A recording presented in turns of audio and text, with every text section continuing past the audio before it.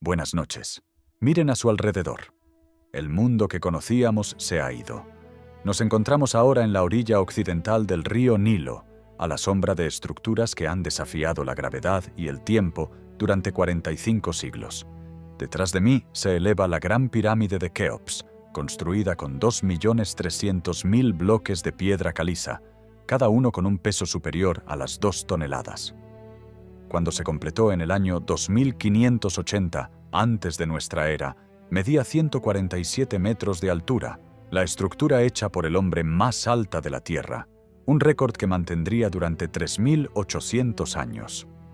Este es el antiguo Egipto, no el Egipto de las exhibiciones descoloridas de los museos o de la imaginación de Hollywood, sino la historia completa de una civilización que surgió de aldeas agrícolas dispersas alrededor del año 5000 antes de nuestra era, y perduró a través de 3000 años de faraones, pirámides e imperios antes de transformarse bajo el dominio griego y romano. Durante los próximos 7 episodios, viajaremos desde el mismo comienzo de esta extraordinaria civilización. Seremos testigos de cómo las inundaciones anuales del Nilo crearon la riqueza agrícola que construyó estos monumentos. Caminaremos por la aldea de los trabajadores en Deir el-Medina y descubriremos cómo vivían los egipcios comunes, qué comían, cómo criaban a sus hijos. Nos pararemos en la sala hipóstila de Karnak, donde 134 columnas se elevan 23 metros hacia el cielo. Exploraremos qué causó que este reino aparentemente eterno se fragmentara y cayera, y seguiremos a los arqueólogos que descifraron los jeroglíficos después de 14 siglos de silencio. Lo que están a punto de ver moldeó los cimientos de la civilización occidental. Las innovaciones egipcias en matemáticas, medicina e ingeniería resuenan a través de nuestro mundo moderno. El calendario en su teléfono desciende directamente del sistema de 365 días que los astrónomos egipcios perfeccionaron. Sin embargo, los misterios perduran en estas piedras. Todavía no podemos explicar completamente cómo los ingenieros de la Edad del Bronce lograron tolerancias de 0,02 milímetros en la cámara del rey, o por qué la construcción de pirámides cesó repentinamente después del año 2500 antes de nuestra era. Esto no es solo una lección de historia. Este es un viaje completo a través del tiempo, desde la primera unificación bajo el rey Narmer en el año 3100 antes de nuestra era, hasta la última inscripción jeroglífica tallada en el año 394 de nuestra era, y más allá hasta el redescubrimiento moderno que trajo estas voces de vuelta del silencio. Al final de esta serie, comprenderán no solo lo que sucedió, sino cómo una civilización entera surgió del desierto, floreció durante milenios y dejó un legado que se niega a desvanecerse. Si disfrutan estos viajes completos a través de civilizaciones antiguas, por favor suscríbanse para no perderse nuestra próxima exploración. Cada semana les traemos la historia completa de un mundo perdido, contada con la profundidad y el detalle que merece. Comencemos nuestro viaje. 5000 años antes de que el mundo moderno tome su primer aliento, el sol africano se eleva sobre un paisaje que dará a luz una de las civilizaciones más longevas de la humanidad. El río Nilo atraviesa el desierto como una vena verde de posibilidad, sus aguas transportando más que humedad, transportan el futuro mismo. Cada verano, las lluvias monzónicas que caen 2000 kilómetros al sur en las tierras altas de Etiopía hinchan el río hasta que desborda sus orillas, inundando el suelo del valle con agua rica en sedimento volcánico. Cuando las aguas retroceden en octubre, dejan atrás una capa oscura de limo que mide hasta 1 centímetro de espesor, depositando aproximadamente 4 millones de toneladas de nutrientes anualmente a través de la llanura aluvial.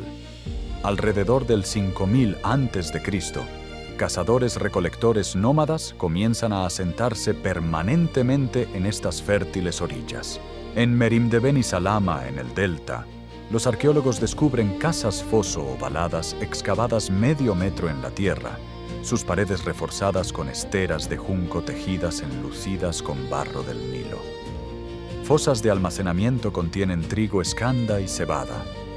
Cultivos domesticados en el Levante, pero ahora adaptados al ciclo único de inundación de Egipto. Los colonos aprenden a leer los ritmos del río con precisión, plantar cuando las aguas se retiran, cosechar antes de que llegue la siguiente inundación. Este calendario agrícola predecible genera excedente de grano, permitiendo que las poblaciones se concentren en aldeas permanentes. Para el 3500 a.C., estos asentamientos evolucionan en jefaturas en competencia. En el Alto Egipto, centros como Hieracómpolis albergan más de 3000 habitantes dentro de recintos de ladrillo de barro. Los artesanos trabajan cobre importado del Sinaí, martillándolo en anzuelos, agujas y cabezas de masa ceremoniales. Los alfareros moldean vasijas pulidas en rojo decoradas con escenas pintadas en blanco de barcos, animales y figuras humanas. El arte narrativo más temprano en el Valle del Nilo. Al otro lado del río, los cementerios revelan una creciente estratificación social. Las tumbas de élite contienen paletas de pizarra para moler pintura de ojos de malaquita, peines de marfil tallados con motivos animales y jarras de cerámica que contienen ofrendas de grano y cerveza. Las jefaturas gradualmente se fusionan en dos reinos distintos. El Bajo Egipto, abarcando el abanico de vías fluviales del delta, desarrolla una cultura marcada por arquitectura de ladrillo de barro y economías pesqueras. El Alto Egipto, extendiéndose 600 kilómetros a lo largo del estrecho valle, construye poder a través del control de rutas comerciales que traen oro de Nubia e incienso de la costa del Mar Rojo. Alrededor del 3200 a.C., los primeros símbolos jeroglíficos aparecen en cerámica y etiquetas de hueso. Imágenes simplificadas que representan palabras y sonidos, el fundamento de un sistema de escritura que perdurará 3000 años. Circa 3100 a.C., un rey llamado Narmer, posiblemente idéntico al semilegendario Menes, unifica las dos tierras mediante conquista militar. La paleta de Narmer, una losa ceremonial de limolita de 64 centímetros de altura descubierta en Hieracómpolis, representa al rey portando la corona blanca del Alto Egipto en un lado, la corona roja del Bajo Egipto en el otro, su maza levantada sobre un cautivo arrodillado. En la unión donde el valle se encuentra con el delta, Narmer establece una nueva capital llamada Ineb Hetch, Muros Blancos, más tarde conocida por su nombre griego, Menfis.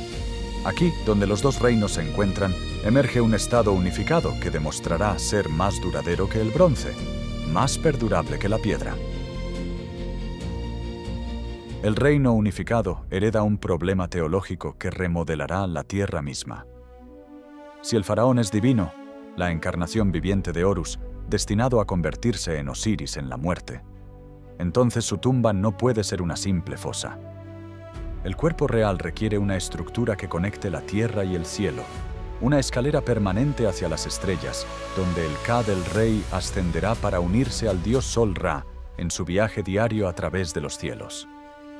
Alrededor del 2630 a.C., el faraón Djoser encarga a su visir Imhotep, arquitecto, médico, sumo sacerdote, diseñar un monumento funerario en Saqqara, la necrópolis que sirve a Menfis. La innovación de Imhotep transforma la arquitectura egipcia para siempre. En lugar de una sola mastaba, la tumba rectangular tradicional de adobe apila 6 mastabas progresivamente más pequeñas una sobre otra, creando una pirámide escalonada que se eleva 62 metros. El reino unificado hereda un problema teológico que remodelará la tierra misma. Si el faraón es divino, la encarnación viviente de Horus, destinado a convertirse en Osiris en la muerte, entonces su tumba no puede ser una simple fosa. El cuerpo real requiere una estructura que conecte la tierra y el cielo, una escalera permanente hacia las estrellas, donde el Ka del rey ascenderá para unirse al dios Sol Ra en su viaje diario a través de los cielos. Alrededor del 2630 a.C., el faraón Djoser encarga a su visir Imhotep, arquitecto, médico, sumo sacerdote, diseñar un monumento funerario en Saqqara, la necrópolis que sirve a Menfis. La innovación de Imhotep transforma la arquitectura egipcia para siempre. En lugar de una sola mastaba, la tumba rectangular tradicional de adobe apila 6 mastabas progresivamente más pequeñas una sobre otra, creando una pirámide escalonada que se eleva 62 metros sobre el desierto. La estructura consume 330.400 metros cúbicos de piedra caliza, su núcleo lleno de escombros, su revestimiento exterior vestido con reluciente piedra caliza blanca de Tura. Por primera vez en la historia humana, un edificio de piedra tallada se eleva hacia el cielo. La pirámide escalonada establece un modelo, pero la forma evoluciona rápidamente.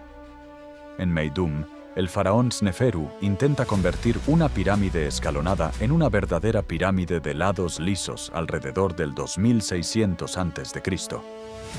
Las piedras de revestimiento colapsan, dejando una torre de 3 escalones emergiendo de un campo de escombros. Sin desanimarse, Sneferu construye nuevamente en Dashur. La pirámide acodada comienza con un ángulo de 54 grados, luego cambia abruptamente a 43 grados a mitad de altura, quizás porque el ángulo más pronunciado amenazaba con un fallo estructural. Aprendiendo de 2 fracasos, Sneferu construye la pirámide roja con una inclinación conservadora de 43 grados. Se eleva 105 metros de altura, la primera pirámide verdadera exitosa de Egipto. El hijo de Sneferu, Khufu, hereda este conocimiento acumulado. Alrededor del 2580 a.C., selecciona la meseta de Giza, una formación de lecho rocoso de piedra caliza al noroeste de Memphis, para un monumento que empequeñecerá a todos sus predecesores. La Gran Pirámide se eleva 147 metros. Su base cubre 5,3 hectáreas, con lados alineados al norte verdadero dentro de 3,4 minutos de arco. La estructura consume 2,3 millones de bloques de piedra caliza, con un promedio de 2,5 toneladas cada uno, aunque las vigas de granito en la Cámara del Rey pesan 80 toneladas. Los canteros cortan los bloques usando cinceles de cobre y martillos de dolerita, dividiendo la piedra caliza a lo largo de los planos de estratificación natural, luego vistiendo las superficies con una precisión que deja espacios entre bloques más delgados que un cabello humano. La fuerza laboral, 20.000 a 30.000 trabajadores en rotaciones de 3 meses durante la temporada de inundación del Nilo, cuando cesa el trabajo agrícola, vive en una ciudad construida especialmente en la base de Giza. Las excavaciones revelan panaderías que producen miles de panes diarios, talleres de cobre, dormitorios y un cementerio donde los huesos de los trabajadores muestran fracturas sanadas, evidencia de atención médica. Esto no es trabajo esclavo, sino corbea, un impuesto laboral debido al Rey Divino, recompensado con comida, refugio y el honor de construir la eternidad. Los sucesores de Jufu, Khafre y Menkaure añaden sus propias pirámides a Giza, creando una necrópolis que dominará el horizonte durante 45 siglos. La pirámide de Khafre, aunque ligeramente más pequeña a 136 metros, conserva su revestimiento liso de piedra caliza en el ápice. Junto a ella, alrededor del 2181 a.C., el Nilo falla. No una vez, sino repetidamente durante décadas. La inundación anual, la certeza rítmica sobre la cual 3 dinastías construyeron su poder, disminuye hasta convertirse en un hilo de agua.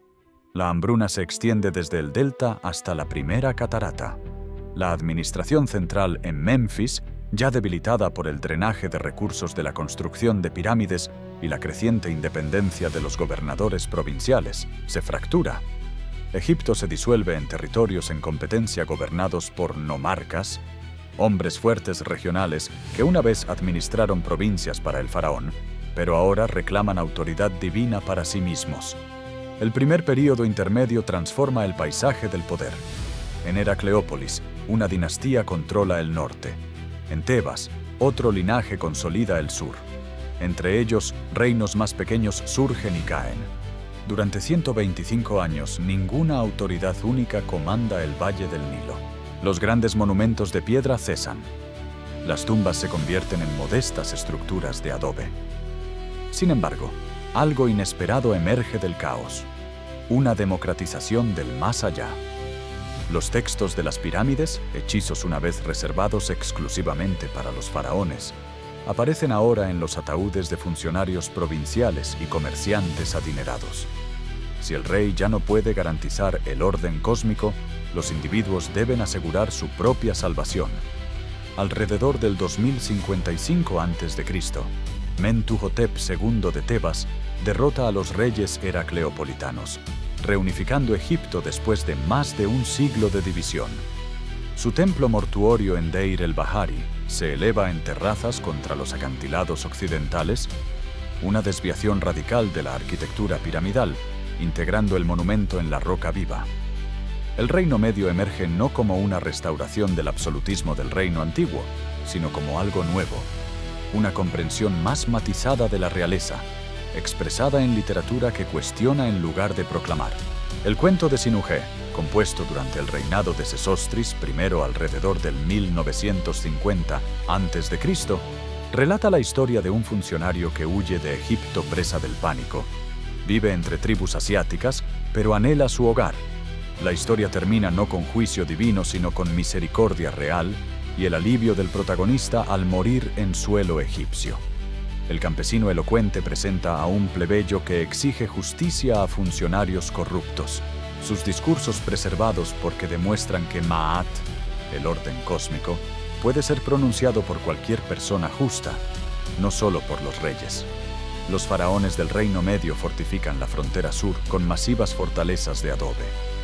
En Bujen, los muros se elevan 13 metros de altura y 5 metros de espesor, tachonados de torres y protegidos por fosos secos tallados en la roca madre. Estas estructuras controlan las rutas comerciales que traen oro, marfil y ébano desde Nubia.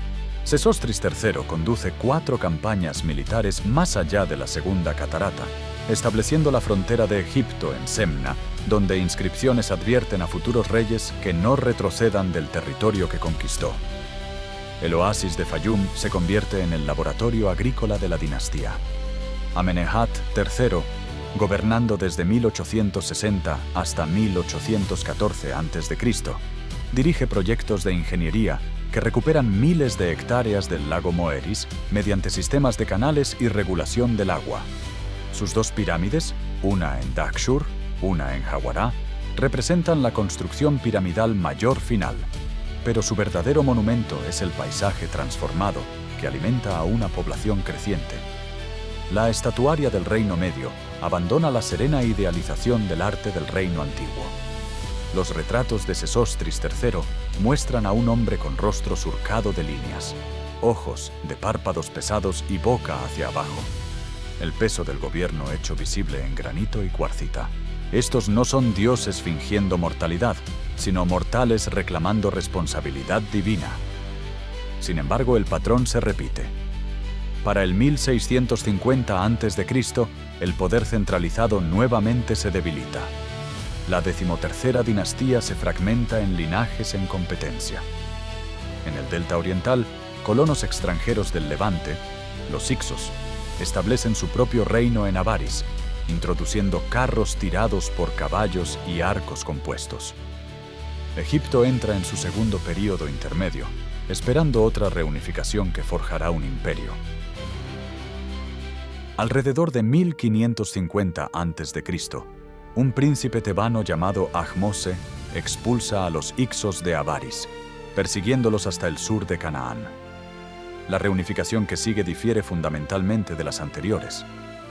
Egipto emerge no como un reino fluvial aislado, sino como un imperio militar que dominará el Mediterráneo oriental durante 5 siglos. Los faraones del Reino Nuevo transforman la guerra en conquista sistemática. Tutmosis III, ascendiendo al trono en 1479 a.C., lleva a cabo 17 campañas durante 20 años. En Megido en 1457 a.C., sus fuerzas despliegan 10.000 infantes y 1.000 carros en una maniobra de flanqueo que captura 924 carros y 2.238 caballos de la coalición cananea. Su imperio se extiende desde la Cuarta Catarata del Nilo, 1.400 kilómetros al sur de Memphis, hasta el río Éufrates, abarcando aproximadamente 1 millón de kilómetros cuadrados. El tributo anual fluye hacia Tebas. Troncos de cedro del Líbano de 30 metros de longitud, lapislázuli de Afganistán, 1.000 kilogramos de oro de las minas Nubias, caballos de Mitanni, lingotes de cobre de Chipre que pesan 29 kilogramos cada uno. esta riqueza reconstruye Tebas a una escala que empequeñece toda construcción anterior. En Karnak, sucesivos faraones expanden el templo de Amón-Ra a través de 100 hectáreas. La gran sala hipóstila, completada bajo Ramsés II, contiene 134 columnas de arenisca dispuestas en 16 filas. Las 12 columnas centrales se elevan 23 metros, sus capiteles tallados como flores de papiro abiertas, que miden 15 metros de circunferencia. La luz solar se filtra a través de ventanas de clerestorio de piedra, iluminando paredes cubiertas con 24.000 metros cuadrados de relieves tallados que muestran a Seti I y Ramsés II aplastando enemigos, ofreciendo a los dioses, recibiendo la realeza divina. La escala abruma la proporción humana. Un solo capitel de columna podría albergar a 50 personas. Ramsés II gobierna durante 67 años, desde 1279 hasta 1213 a.C. En Kadesh, en 1274 a.C., confronta al imperio hitita en la batalla de carros más grande de la historia. Más de 5.000 carros de guerra chocando en la llanura del río Orontes. La batalla termina en empate, pero Ramsés reclama la victoria en relieves tallados a través de muros de templos desde Karnak hasta Abu Simbel. En Abu Simbel, 280 kilómetros al sur de Asuán, 4 colosos sedentes de Ramsés custodian la entrada del templo, cada uno tallado en roca viva hasta una altura de 20 metros. 2 veces al año, el 22 de febrero y el 22 de octubre, la luz solar penetra 63 metros dentro de la montaña para iluminar las estatuas del santuario.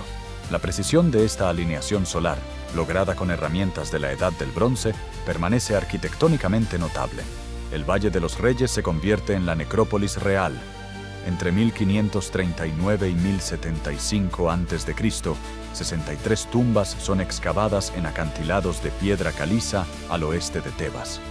La tumba de Seti I desciende 137 metros en el lecho rocoso a través de 11 cámaras, sus paredes cubiertas con 1.200 metros cuadrados de relieves pintados del Libro de las Puertas y el Amduat, guías para el viaje nocturno del alma real, pan de oro, incrustaciones de lapislázuli y cartas astronómicas en el techo transforman las cámaras funerarias en mapas cósmicos. Sin embargo, el imperio requiere presión militar constante.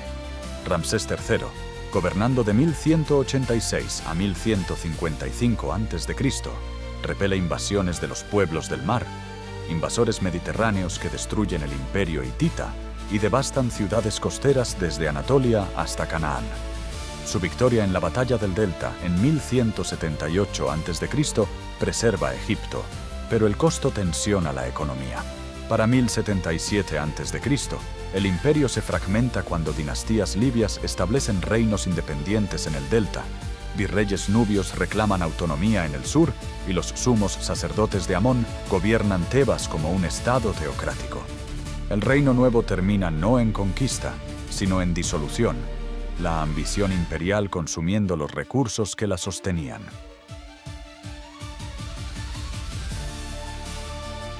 Mientras los faraones comandan imperios y los arquitectos levantan templos, el trabajo real de sostener la civilización egipcia se desarrolla en espacios muy alejados de las crónicas reales.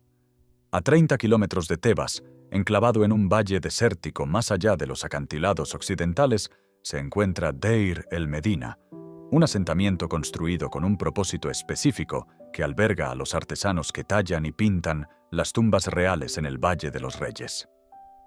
Establecida alrededor de 1550 a.C., la aldea perdura durante 5 siglos, sus muros de adobe encerrando aproximadamente 120 familias, cuyas vidas generan un registro arqueológico de extraordinaria intimidad.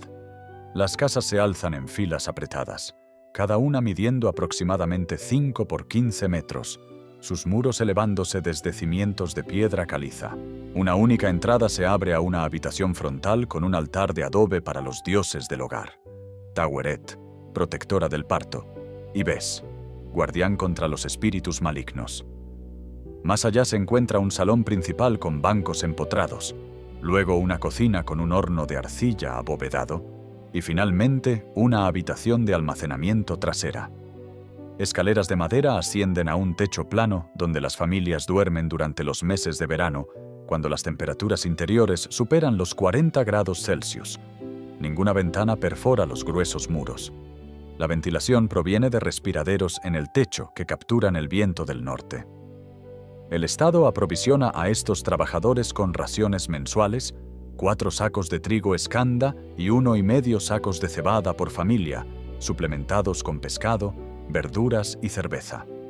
Las mujeres muelen grano entre piedras de moler, el movimiento repetitivo desgastando el esmalte dental a los 30 años. Hornear pan consume horas diariamente.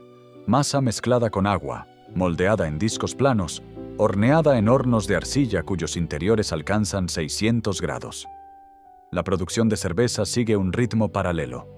Pan parcialmente horneado desmenuzado en agua, dejado fermentar con dátiles para endulzar. La bebida resultante, espesa y nutritiva, proporciona calorías e hidratación más segura que el agua del Nilo. Los talleres revelan sofisticación técnica. Los artesanos muelen malaquita para pigmento verde, azurita para azul, ocre para rojo y amarillo. Agentes aglutinantes, clara de huevo, goma vegetal, cera de abejas, transforman polvos en pintura que se adhiere a los muros de piedra caliza. Cinceles de cobre, reafilados semanalmente, tallan jeroglíficos en piedra más dura que las herramientas mismas mediante percusión paciente. Una sola cámara funeraria requiere 8 meses de labor. Enlucir muros con yeso, bosquejar diseños en ocre rojo, tallar relieves, aplicar pigmentos en capas que permanecen vibrantes 33 siglos después. Más de 5.000 ostraca, escamas de piedra caliza y fragmentos de cerámica usados como papel de borrador documentan la textura de la existencia diaria. El trabajador Amenact registra 8 días de ausencia por enfermedad. El escriba Amenacte anota una disputa sobre herramientas de cobre prestadas. Una mujer llamada Naunacte dicta su testamento, desheredando a 4 hijos que la descuidaron en la vejez mientras recompensa a 4 que le brindaron cuidado.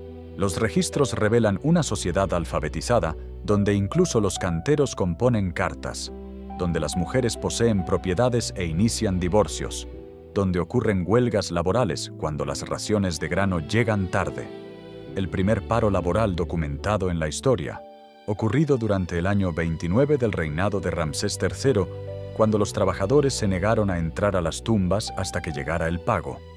La muerte reclama a estos artesanos como reclama a los faraones, pero sus tumbas, talladas en la ladera sobre la aldea, no contienen oro. En cambio, muebles de madera, vasijas de cerámica, las herramientas de su oficio. Una tumba preserva una escena pintada del difunto y su esposa sentados ante una mesa de ofrendas apilada con pan, carne de res y vino. No la realidad de su dieta, sino la abundancia eterna que esperaban disfrutar.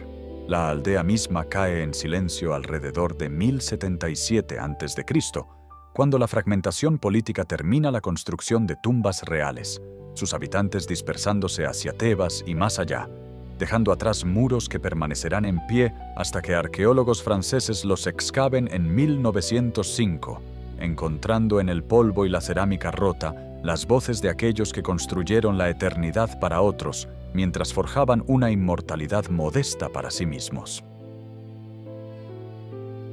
La aldea de los trabajadores se vacía, pero las fuerzas que fragmentan Egipto se han estado acumulando durante décadas. Para el 1077 a.C., el Estado unificado se fractura a lo largo de líneas de falla invisibles durante la gloria imperial.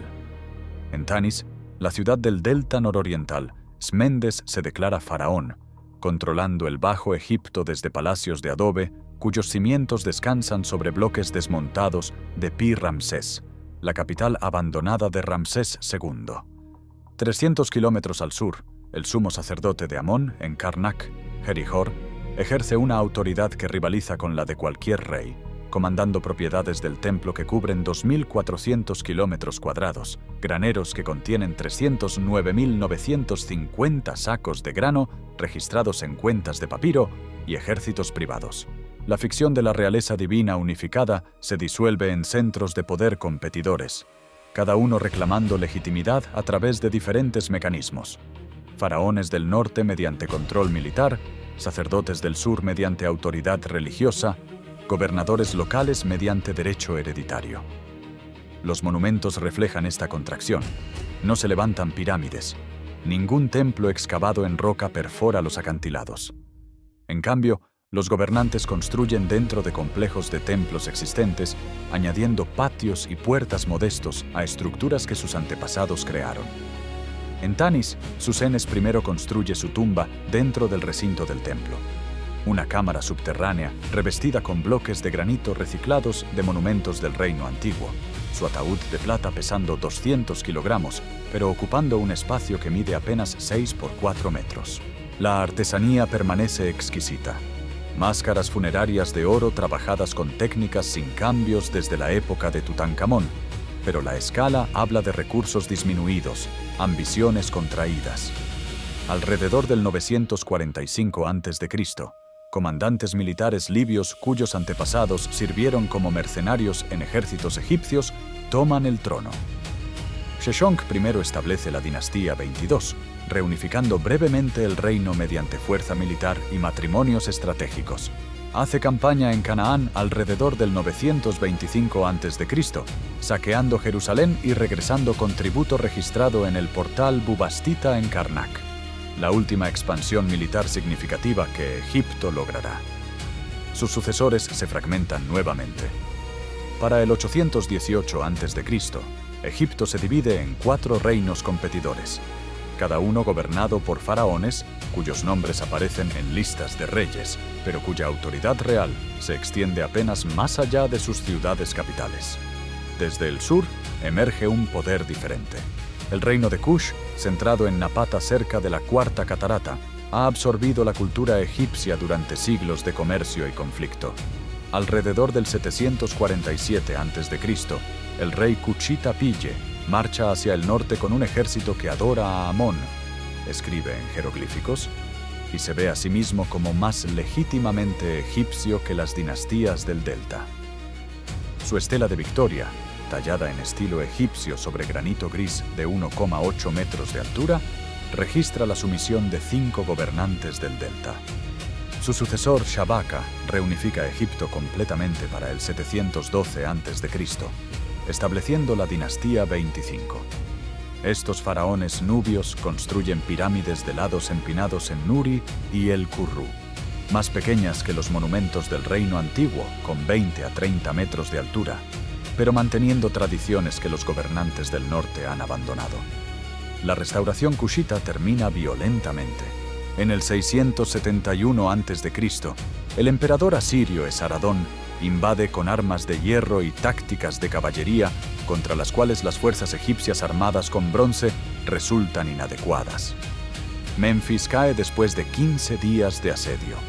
Los asirios se retiran después de extraer tributo, pero regresan en el 664 a.C., cuando Tebas resiste, saqueando la capital del sur tan exhaustivamente que el poeta griego Homero, escribiendo décadas después, hará referencia a Tebas de las 100 puertas, como sinónimo de riqueza desaparecida. Los faraones cushitas se retiran a Nubia, donde su reino perdurará otros 1000 años, pero el propio Egipto pasa a Psamético I, quien gobierna como vasallo asirio antes de declarar la independencia alrededor del 656 a.C. La dinastía saíta, dinastía 26, gobernando desde Sais en el delta, logra un renacimiento final. El reinado de 54 años de Psamético primero ve un arcaísmo deliberado. Artistas copian estilos de escultura del reino antiguo, sacerdotes estudian textos antiguos, arquitectos restauran templos en ruinas. Pero la realidad geopolítica ha cambiado. En el 525 a.C., el emperador persa Cambises II conquista Egipto, que se convierte en una satrapía, una provincia, del imperio aqueménida. Administradores persas gobiernan desde Menfis, emitiendo documentos arameos en papiro, acuñando monedas, imponiendo impuestos. Egipto se rebela repetidamente, logrando breve independencia bajo dinastías nativas, pero en el 343 a.C., los persas regresan. 9 años después, en el 332 a.C., un rey macedonio de 24 años entra en Egipto sin resistencia. Alejandro recibe la doble corona en Memphis, consulta el oráculo en el oasis de Siwa y funda Alejandría en la costa mediterránea, una ciudad griega que crecerá hasta 300.000 habitantes, su faro de faros elevándose 100 metros, su biblioteca albergando 400.000 rollos.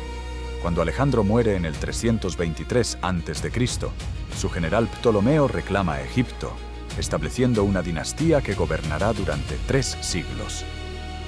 La era faraónica, 3.000 años desde la unificación de Narmer, termina no con conquista, sino con transformación, la civilización egipcia absorbida en un mundo helenístico que ayudó a crear.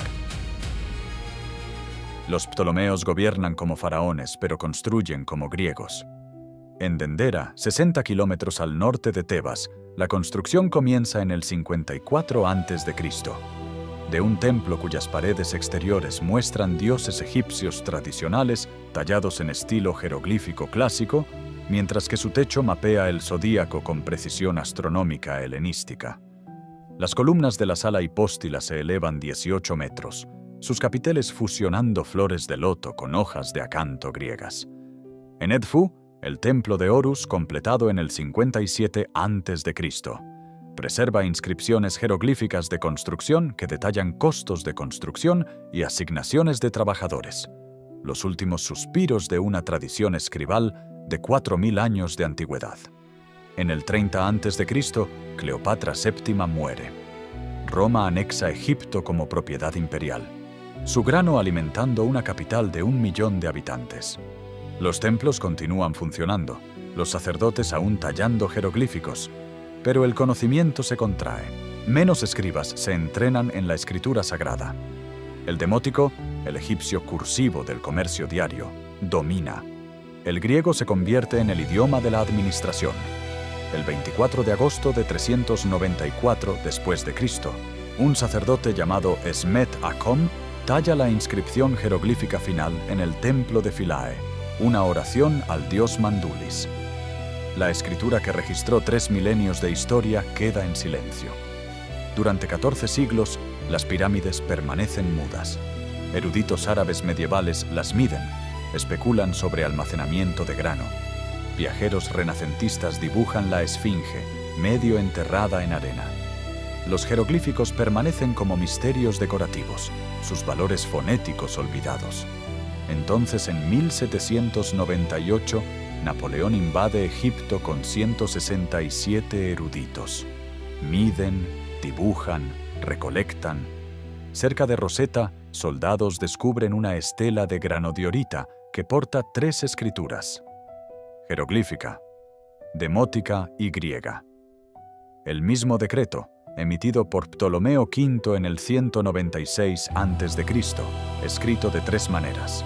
En 1822, Jean-François Champollion reconoce que los jeroglíficos funcionan tanto como símbolos como sonidos. El cartucho que contiene el nombre de Ptolomeo proporciona la clave.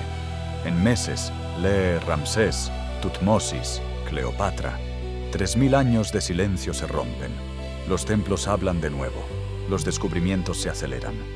En 1922, Howard Carter encuentra KV-62 en el Valle de los Reyes, la tumba de Tutankamón, intacta, conteniendo 5.398 objetos.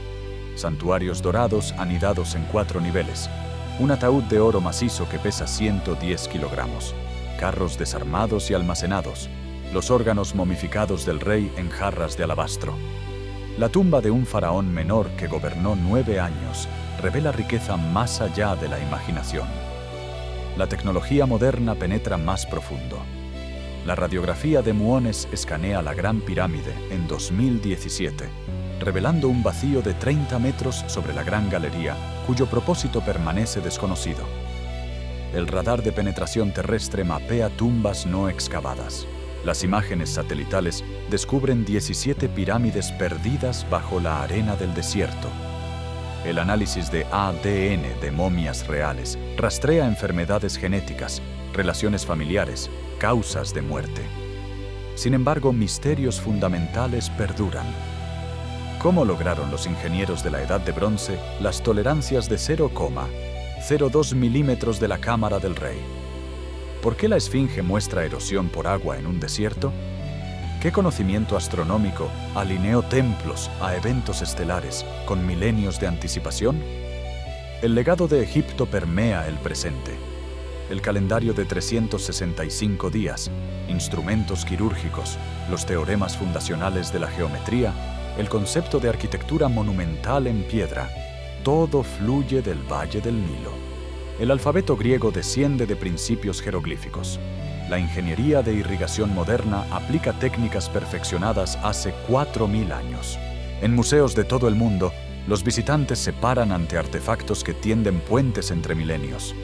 La piedra de Rosetta en Londres, la máscara de Tutankamón en el Cairo, el zodíaco de Dendera en París. La civilización que desafió al tiempo continúa revelando sus secretos. Una temporada de excavación a la vez, demostrando que incluso en silencio, Egipto se niega a entregar sus misterios finales. Gracias por acompañarnos en este viaje a través de 5.000 años de historia. Suscríbete para explorar más civilizaciones antiguas y las historias notables que dejaron atrás.